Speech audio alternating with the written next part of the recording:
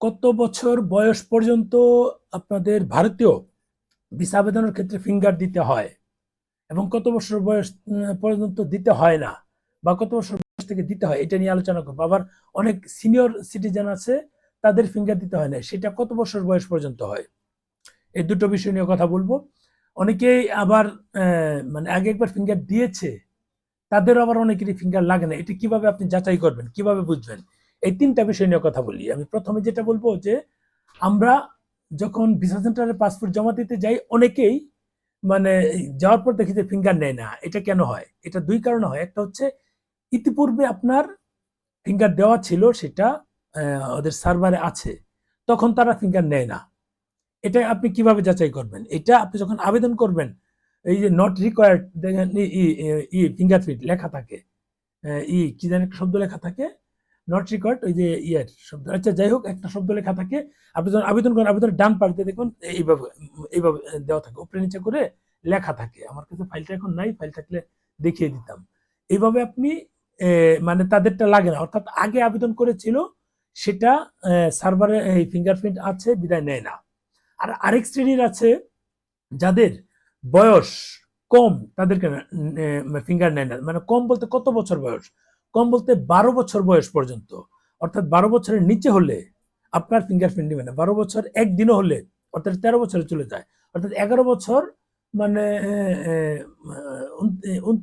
11 মাস 29 দিন এরকম হলে আপনার লাগবে না।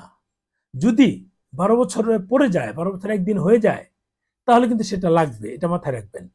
12 বছরের নিচে হলে ফিঙ্গারপ্রিন্ট লাগবে না, 12 বছরের উপরে হলে ফিঙ্গারপ্রিন্ট লাগবে। আর কত বছর বয়স পর্যন্ত ফিঙ্গারপ্রিন্ট দিতে হয় এবং সিনিয়র সিটিজেন কাদের ফিঙ্গারপ্রিন্ট লাগে না, এটা হচ্ছে মানে 70, যাদের বয়স 70 বছর বয়স, যাদের এই 70 বছর বয়স পর্যন্ত যাদের আছে, তাদের ফিঙ্গারপ্রিন্ট 12 থেকে 70, 12 টু 70, এই মাঝখানে যারা আছে তাদের ফিঙ্গারপ্রিন্ট লাগে, এবং এই মাঝখানে যাদের ফিঙ্গারপ্রিন্ট পূর্বে দেওয়া আছে তাদের আবার লাগে না।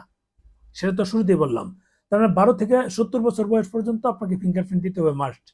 আর 70 বছরের উপরে যারা আছে, তাদের ফিঙ্গারপ্রিন্ট দিতে হবে না। অর্থাৎ 12 বছরের নিচে এবং 70 বছরের উপরে যারা আছে, তাদের ফিঙ্গারপ্রিন্ট লাগবে না। এটা হচ্ছে ফাইনাল। এটা অনেকেই ভুল করে, অনেকেই বলে যে ভাই কিভাবে বুঝবো যে আমার ফিঙ্গারপ্রিন্ট লাগবে না। এই হচ্ছে বোঝার জিনিস। 12 বছরের নিচে যদি থাকে কেউ, লাগবে না। 70 বছরের উপরে যদি সিনিয়র সিটিজেন কেউ থাকে, তাহলে ফিঙ্গারপ্রিন্ট লাগবে না। আর মাঝখানে অনেকেরই লাগে না, সেটা তো বললামই যে আপনাদের মাঝে যারা ইতিপূর্বে আবেদন করেছিলেন, ফিঙ্গারপ্রিন্ট দিয়েছিলেন, এই ফিঙ্গারপ্রিন্টটা সার্ভারে যদি থাকে, তখনই কেবল এটা আপনার লাগবে না। যেমন আমার 29 সাল পর্যন্ত ফিঙ্গারপ্রিন্ট লাগছে না, অর্থাৎ আমার পরিবারের কেউ যদি, মানে আমার ফিঙ্গারপ্রিন্ট লাগবে না, আমার পরিবারের কেউ যদি এই পাসপোর্টটা গিয়ে জমা দেয়, দিতে পারবে। ফিঙ্গারপ্রিন্ট তো দিতে হয়, নিজের ফিঙ্গারপ্রিন্ট ওখানে প্রয়োজন বিদায় দিতে হয়, যাইতে হয়, অসুস্থ হলেও যেতে হয়, মানে হুইল চেয়ারে বসে হলেও যেতে হয়, স্ট্রেচারে বসে হলেও যেতে হয়।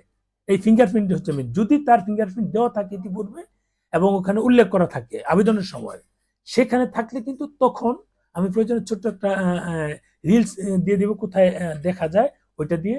তখন কিন্তু আপনাকে ওই ফিঙ্গারপ্রিন্ট নট রিকোয়ার্ড যদি থাকে, তখন কিন্তু আপনাকে আর যেতে হবে না। অর্থাৎ পরিবারের যে কোনো ধরেন পরিবারের 4 জন আবেদন করেছেন, 4 জনেরই ইতিপূর্বে ফিঙ্গারপ্রিন্ট দেওয়া আছে, তাহলে কি 4 জনকে ভিসা সেন্টারে যেতে হবে না? যে কোনো একজন, এখানে যাদের পাসপোর্ট আছে পরিবারের বাবা মা ভাই বোন যারা আছে, যে কোনো একজন গিয়ে, যারা প্রাপ্তবয়স্ক, অপ্রাপ্তবয়স্ক দিলে হবে না, 18 নিচে দিলে হবে না, এলাও করবে না।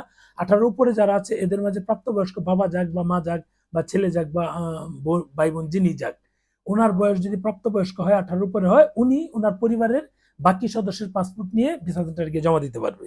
এ হচ্ছে এই ক্ষেত্রে। ভালো থাকবেন।